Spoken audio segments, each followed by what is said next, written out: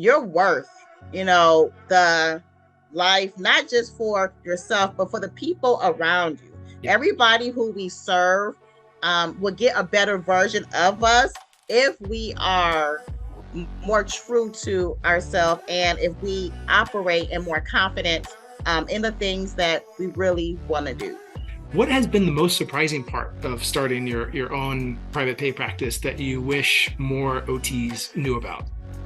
The fact that it is so crazy easy. It is so easy.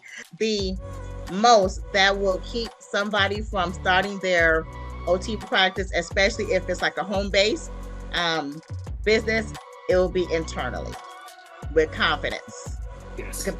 because the rules and regulations definitely aren't enough to hinder. All right, you were in for a treat. I just finished recording this interview and I really can't wait to share it with you. So we talk all about starting a private practice, about time management and financial freedom for OTs, about living intentionally and how to minimize your risk. So without further ado, let me introduce you to my OT guest for today's episode. Now, Monica Matthews-Smith, she is an occupational therapist and owner of Houston Rehab Services, LLC, which is based in Humble, Texas. Her company currently contracts occupational therapy and also physical therapy services to home health agencies in the greater Houston and surrounding areas. And Monica is also opening her pediatric private practice in April 2023, providing OT services to children ages 0 to 8 who have developmental, motor, cognitive, and sensory integration needs. With 18 years experience, Monica has worked in various settings as an OT. I mean, this includes birth, home health, pediatric, and also adult home health. She's worked in acute inpatient rehab and NICU, pediatric inpatient units, and as a school-based therapist. I think she's done it all. And when she is not working, she enjoys traveling with her husband and spending time with family and friends. She's also the author of 2 faith-based books for women who are seeking their purpose in life. Enjoy this fantastic interview. Monica, I am so incredibly thrilled that you are with me today, and I can't wait for you to share your very powerful story with other OTs. And you and I originally connected because I think you had found some of my YouTube videos, and you sent me an email, and you mentioned that you had always had these like non-OT related entrepreneurial endeavors, and you look for ways to buy back your time and financial freedom. And you said something really great. In your words, you were like, you wanted to escape the 9 to 5 and then retire in 30 years lifestyle. And I am right there with you and 100% agree. And that's really why we named our company the Freedom of Practice. But I found that this is like, it's kind of different than the way a lot of people think about their lives and their work arrangements. So let's kick it off. What does having time and financial freedom mean to you, and why is it so important to you? Well, awesome. And first of all, thank you for having me today, Doug. I do appreciate it. So, pretty much, time freedom is just that having control over my day to day and not feeling like somebody else or something else is dictating what I do with my time. We go to work every day, 9 to 5, and that may work for some people, but for others, there is more purpose that needs to be felt and fulfilled in life than just kind of going through the routine. So just pretty much time freedom, just being able to get up when I want to, set my own schedule, take off when I want to, and go see my 75-year-old mother or 94-year-old granddad whenever I want to, and not have to ask permission and Yeah. possibly be told no. So that's what time freedom is. It's just having control over how I spend my time, because we're only here, if we are lucky, well, I say blessed, for a good 70, 80 years on this earth. And then after that, it's like we're gone. So, we really don't have a lot of time to do what we're here to do and Right. just to enjoy those things around us. So for me, it was just really important to have control over how I spend my days and my time. So that's what time freedom means. So now financial freedom, being able to make what I feel like I am worth or earn what I feel like will support the lifestyle that I want versus being told what I will be given and having to make do off of that. Right. You know, when we go to a job and, you know, we can have all of our salary numbers in line, but you know they have a budget and they're going to only pay so much. And so I already think OTs are underpaid across the board Absolutely. anyway. Just for you know the amount of time and just skill and just all the areas that we touch of people's lives, we really don't become compensated for those as much as we are. Well, I would say as much as our value is not worth because worth is very subjective, but our value until we actually branch out and do our own, and then we can structure how we want to be compensated, or you know how we want to earn the the lifestyle that we want. Yeah. And I think it's what you bring up is really important because it's this idea that you have many different roles and occupations in your life. Being Yes. an OT is one of them, providing excellent client care is one of them, but Right. you also have other goals and ambitions in life. Maybe it's being a very present parent. Maybe it is being very present daughter or granddaughter, and Right. you know your life has to balance all of these Right. things, and once you can get some time freedom and some financial freedom, you end up with a lot more flexibility and say over how you're spending your life, which I think, and you can Yes. still have impact.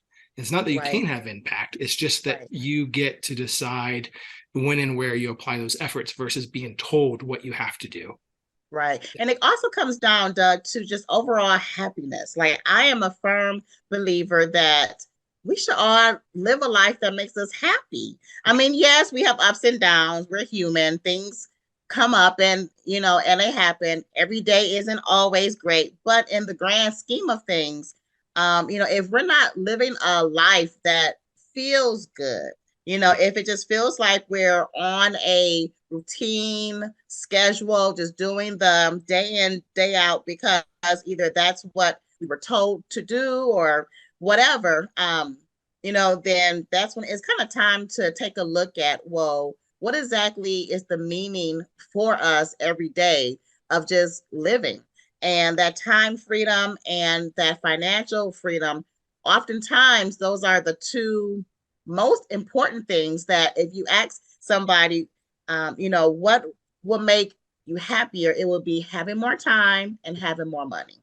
Yeah, that's very true.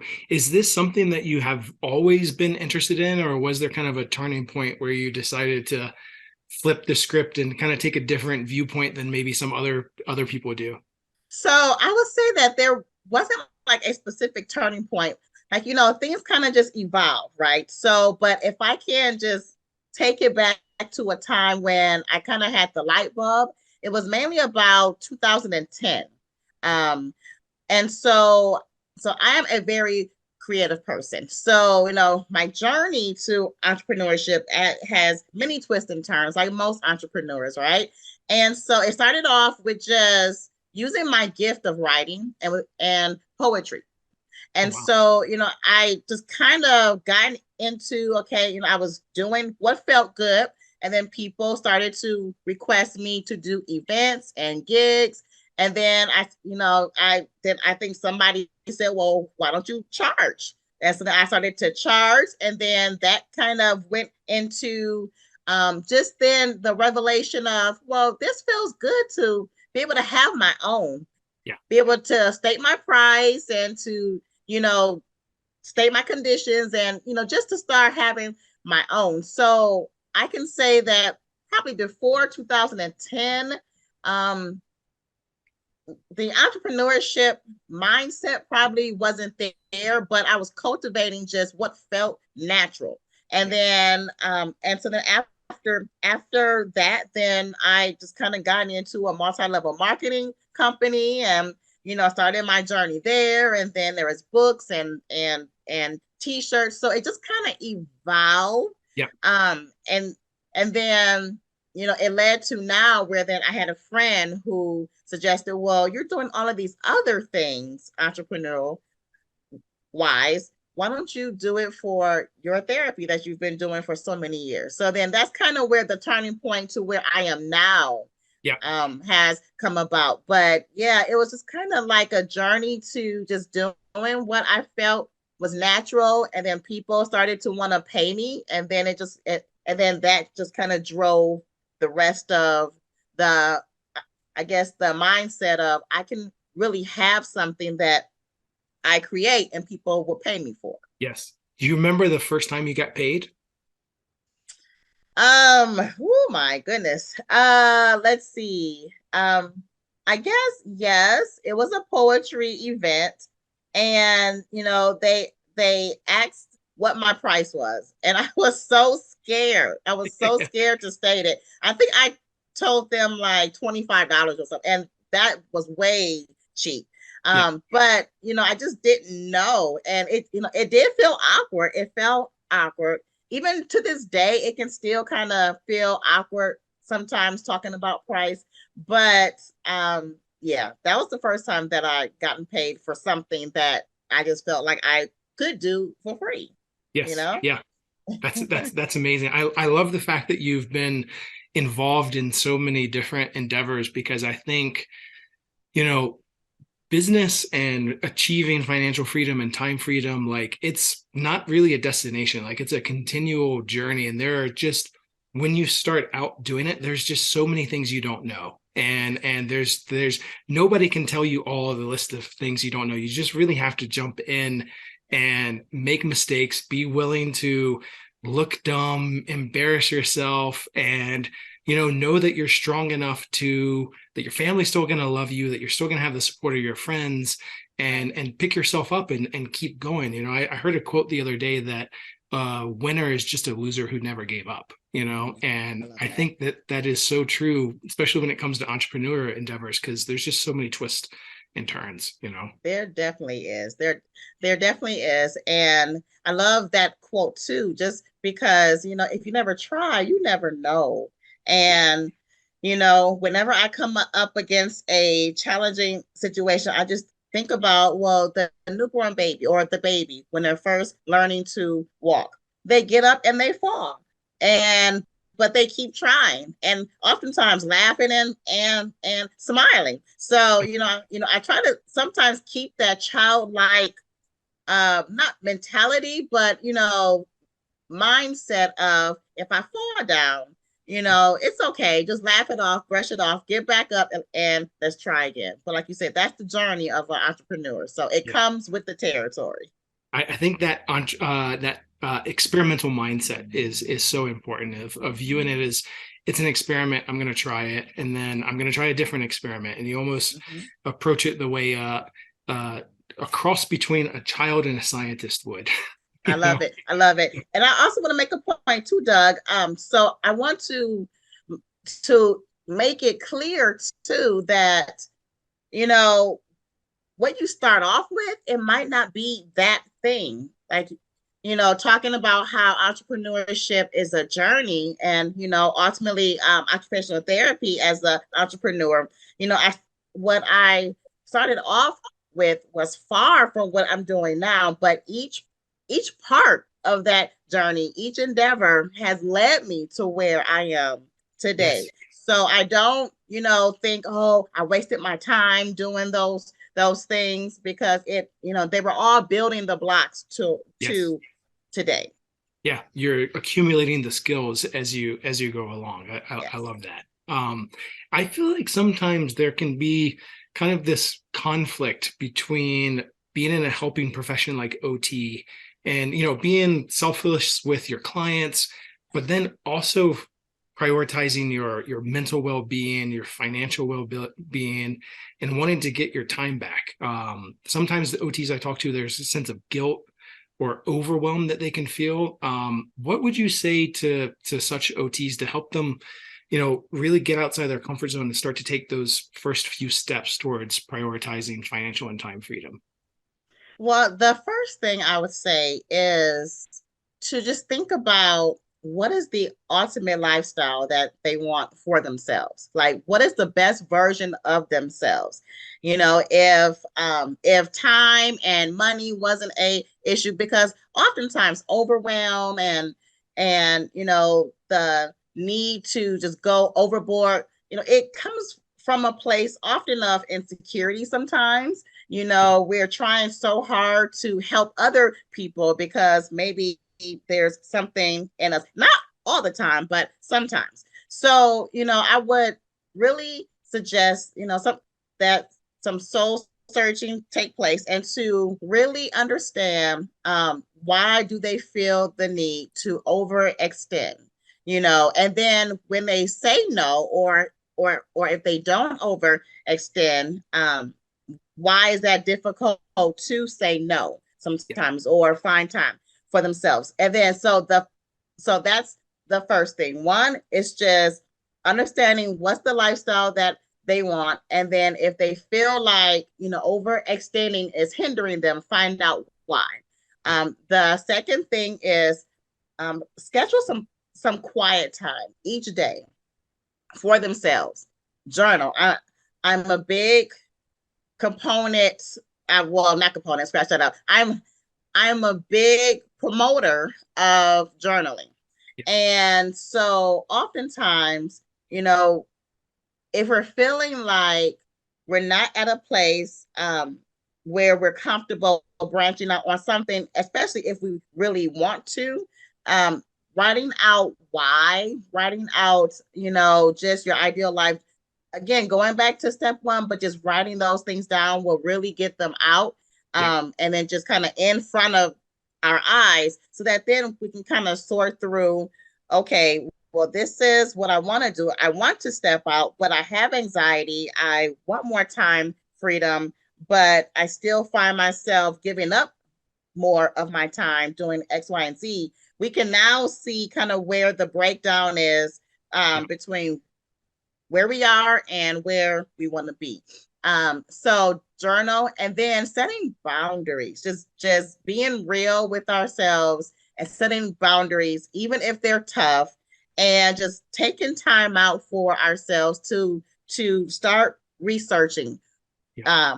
If it's something that we want to do that we don't know how, start the process of researching, reaching out to mentors like the private practice mentorship that you have, Doug. So taking time for yourself and then just really understanding that you're worth, the life, not just for yourself, but for the people around you. Yeah. Everybody who we serve will get a better version of us if we are more true to ourselves and if we operate in more confidence in the things that we really want to do.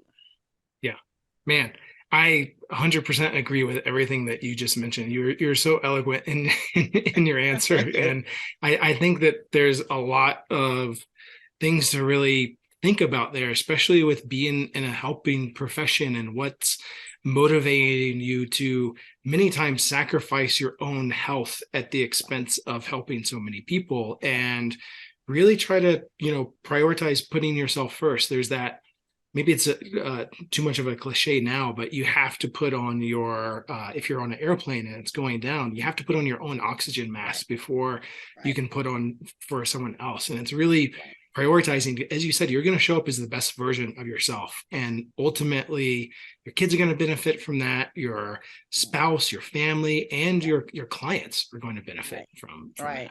that. But we get into this profession because we are helpers, right? And so sometimes, it could just be that we need education on just how to organize the rest of our lives. Like, and just not knowing how to prioritize, which is, that could be a easy fix.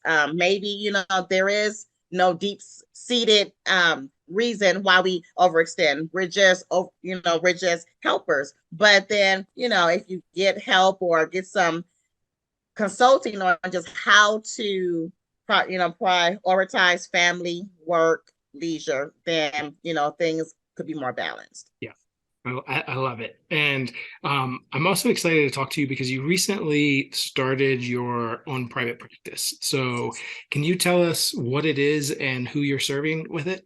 Yes, yes. So, super exciting. This is totally brand new, new territory as an entrepreneur for me. But so, I have a contracting company. So we contract OT and PT actually, to home health agencies.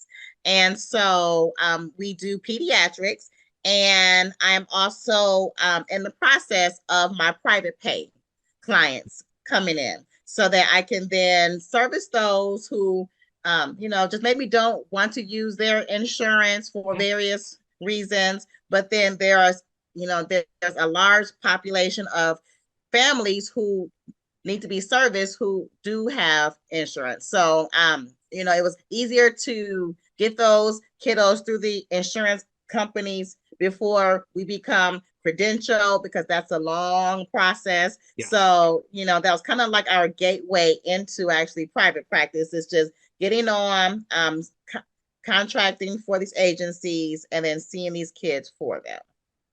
That's awesome. And I know you've been in OT for 18 years, and most of that time has been an employee. You've always had those other sort of side hustle, Right. entrepreneurial things. But in terms of having your own practice and branching out on your own, what gave you the confidence to do that? I think going back to those building blocks of all these years, and whenever I would think about having like my own private practice, for some reason the only way that I saw that possible was having like a traditional outpatient clinic.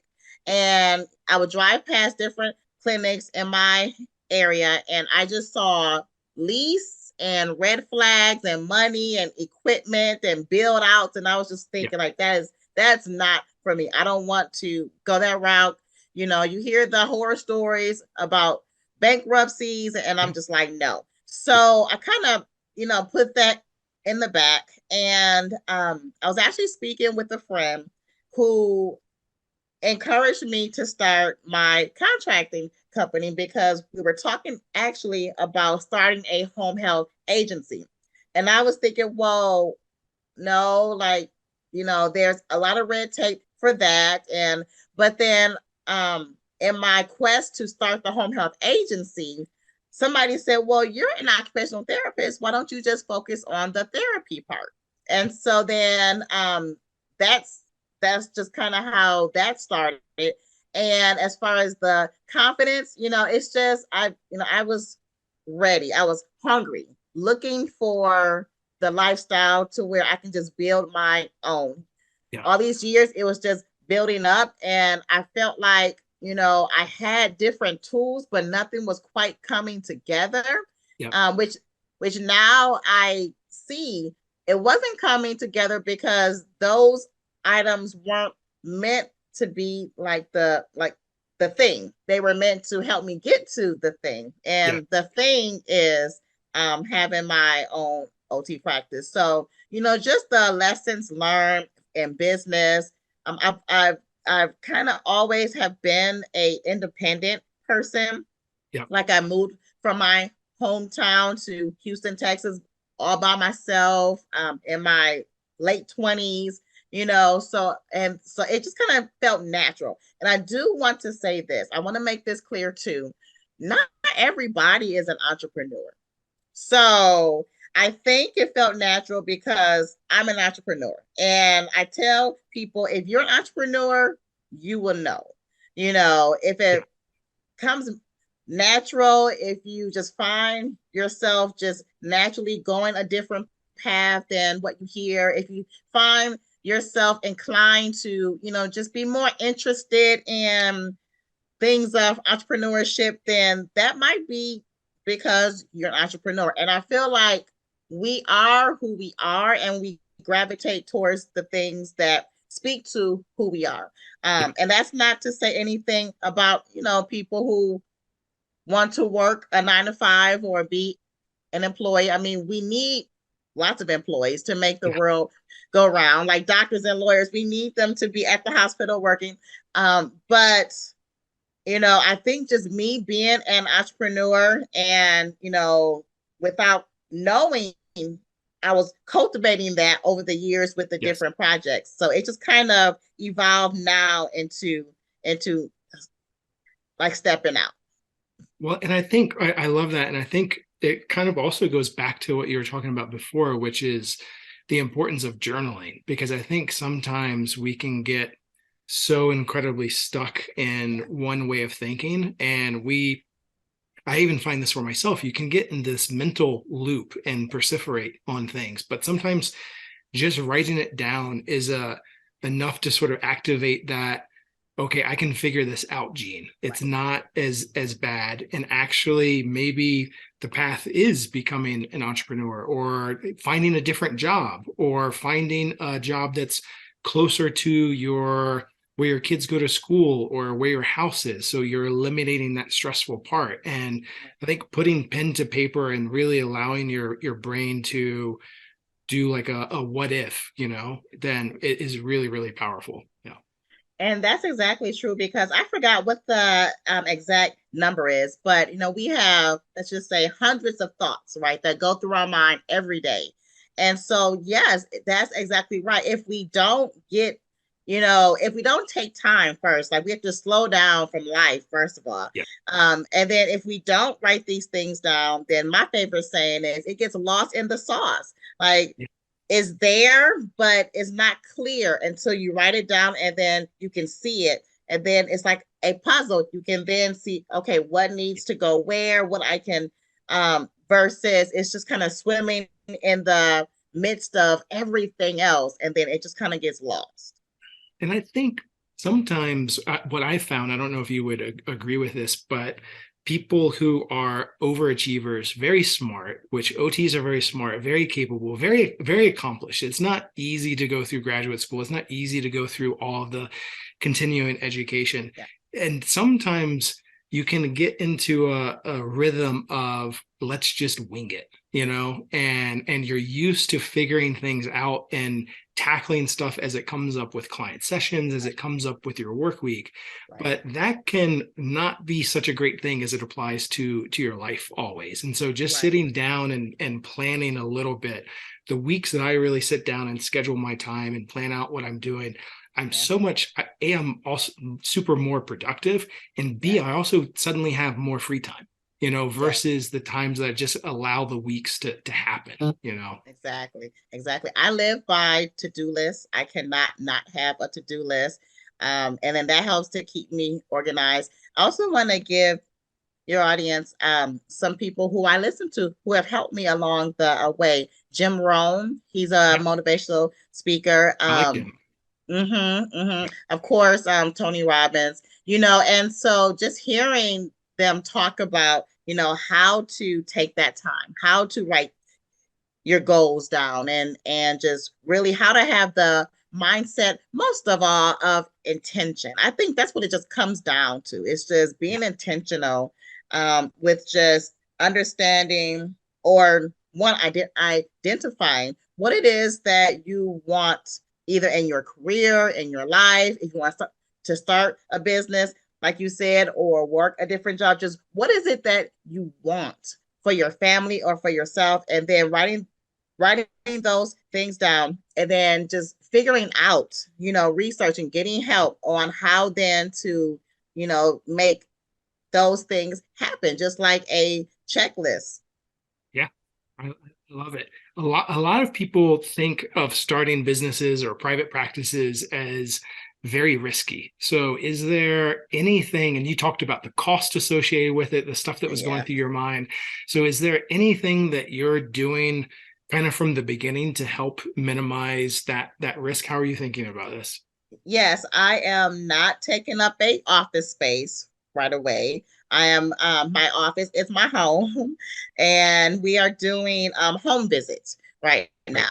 The ultimate goal is to have a clinic, but that's going to be after I can get my revenue to a certain point where I can justify being able to sustain that. I did have an opportunity to have a small office space where I would then put like an outpatient clinic a few times a week. But after thinking about it, the the cost, it just didn't make sense. So definitely not going out and looking for a fancy office, not trying to take out loans. I'm everything that, and well, here is the one of the best things too about starting an OT practice. Well, I guess it depends on what practice. So I can speak on a for my mobile therapy business, right?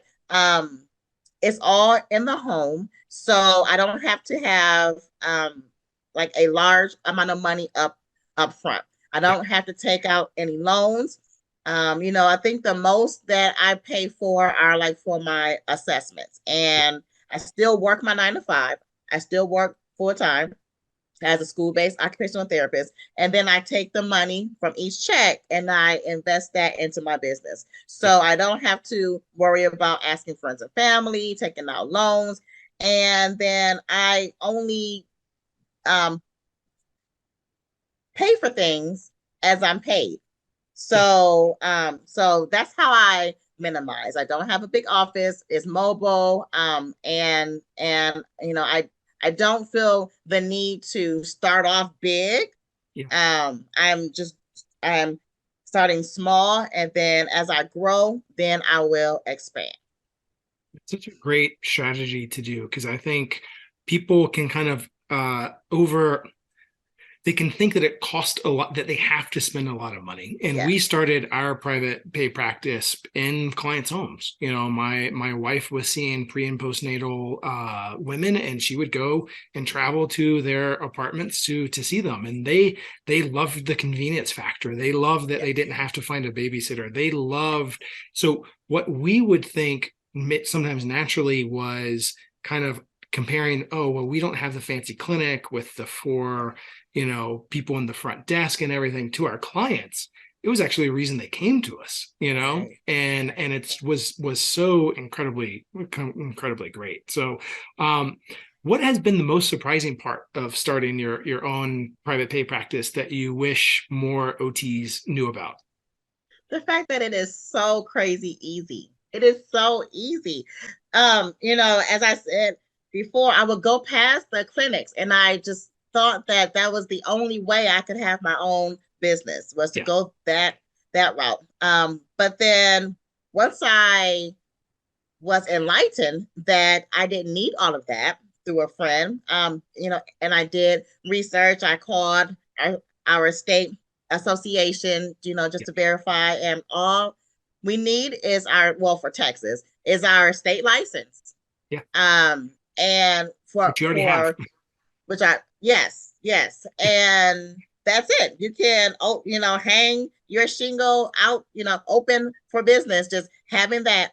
And then of course, now some therapists do start off with like their DBA. I do recommend, getting like your LLC. I'm not a tax specialist or advisor. This is just my experience. So, and Texas, well, that's just $300 to like get your LLC. And then of course your insurance for your liability, that's that cost. So the cost is very minimal. I mean, under $1,000 if you don't go if you crazy. Do it yourself. If you do it, yes, if you do it yourself, which is what I did. And then then you can just say, hey, I'm open to come to your home, or if you do have an office space, you can just start advertising. And initially I thought that I had to have like some extra licensing from the states to operate, that I had to have like a special business license and just all of these different things. Now each state may be different, but for Texas, it definitely wasn't that. So I would say, if the most that will keep somebody from starting their OT practice, especially if it's like a home base, business, it will be internally with confidence. Yes. Because the rules and regulations definitely aren't enough to hinder Yeah. starting. Well, I love that you say that, because the confidence is such a big part. It's normally not the cost that really holds Right. people back. It's the Right. perhaps thinking that it's more complicated than it needs to be, and so they don't ever even get to the starting line of it. Right. And then I've talked to so many OTs like yourself that once they start going down that route, they're like, why didn't I do this sooner? Right? There Right. really isn't. You already have the skills, you're already seeing clients, you're already transforming people's lives. Right. You have everything you need. The business part is just a little small part of it, Yeah. Yeah. and I think It that's so fantastic. And I want to throw this in there too, Doug, because I know a lot of people, especially women, we know that the field of OT is primarily women, deal with imposter syndrome. And I think that because it is so easy to get into, having your own private practice, I know I dealt with this kind of at first. It may feel like, am I really supposed to be doing this? Like, this seems too easy. And I actually just got a contract last week, and like, it is exploding my business. And so even then it was like, okay, is this really mine? Like, because a year ago, I was thinking as as an OT, it was just kind of working, the traditional settings. And so now I'm cultivating my own, and I didn't have to pay a ton. I didn't It just feels weird, it could feel weird and almost like, well, maybe, this isn't me. I don't know if that makes Yeah. sense, Yeah. but I want to reassure anybody who feels that way that, if you feel inclined to step out and to go this path, it is definitely you. It's definitely for you. That is amazing. I think that is the perfect sentiment to end this on. And you've like shared so much incredible knowledge. Is there any last second words that you would like to leave my OT audience with? I just want to say, as OTs, you are phenomenal, and we know that we wear many hats. And if entrepreneurship and private practice is a hat that you want to try it on. Just because you have a desire for something, it doesn't mean that you shouldn't go for it. Desires could be the turning point to the rest of your life. So if you have a desire, go for it, and just enjoy the journey. And just nonetheless, just enjoy the journey of being a therapist in whatever setting you decide to settle in.